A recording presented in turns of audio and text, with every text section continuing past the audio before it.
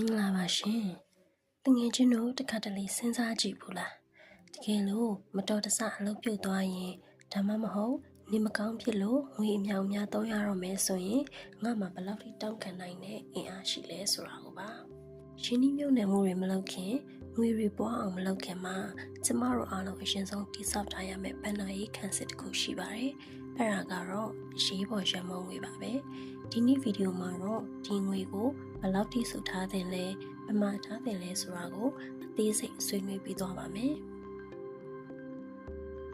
နံပါတ်1အရေးပေါ်ရမုံငွေဆိုတာဘာလဲ။အရေးပေါ်ရမုံငွေဆိုတာကသူ့ရဲ့နာမည်အတိုင်းပဲမမျှော်လင့်ထားတဲ့အခက်အခဲတွေပေါ်လာမှပဲသုံးရမယ့်ငွေပါ။ဥပမာအလုပ်ပြုတ်တာမိသားစုထဲမှာကျန်းမာရေးကိစ္စပေါ်တာ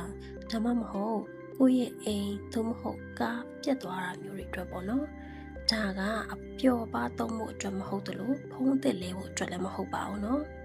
။နံပါတ်2ဘယ်လောက်ထိစုထားတဲ့လဲ။ဒါကတော့အမေအများဆုံးမေးခွန်းပေါ့နော်။ရေဘူးရအပြင်တော့တင်းရဲ့တစ်လကုန်ကျစရိတ်ရဲ့3ဆကနေ6ဆအထိစုထားတဲ့ပါတယ်။ဥပမာတင်းရဲ့အိမ်လက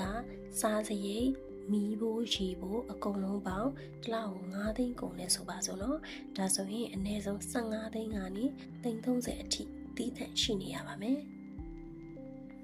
ဘသူကပို့စုတင်လဲဆိုရင်တကယ်လို့တင်ရမိသားစုကိုဥဆောင်နေသူဖြစ်ရင်ဒါမှမဟုတ်ဝင်ငွေမမှန်တဲ့အလုပ်မျိုး freelance လုပ်နေသူဖြစ်ရင်6လစာမကဘဲနဲ့9လစာဒါမှမဟုတ်တစ်နှစ်စာအထိစုထားလို့ရင်ပို့ပြီးစိတ်ချရပါတယ်ရှင်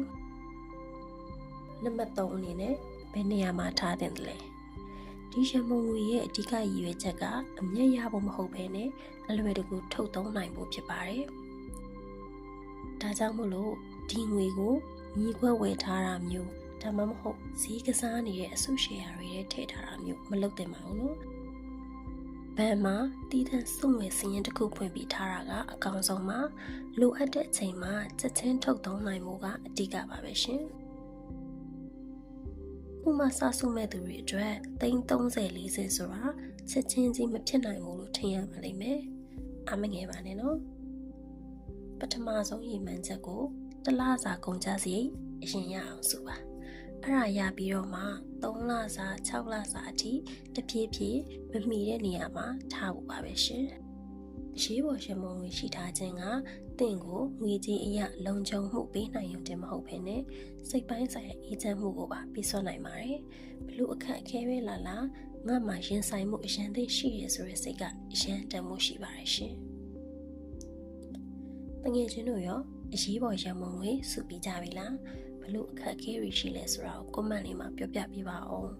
ဒီဗီဒီယိုလေးကိုသဘောကျရင် like လုပ်ဖို့နဲ့သိစေချင်တဲ့တငယ်ချင်းတွေကို share ပေးဖို့လည်းမမေ့နဲ့အောင်နော်အားလုံးပဲဘေးကင်းလုံခြုံတဲ့ဘဏ္ဍာရေးအခြေအနေကိုတည်ဆောက်နိုင်ကြပါစေရှင်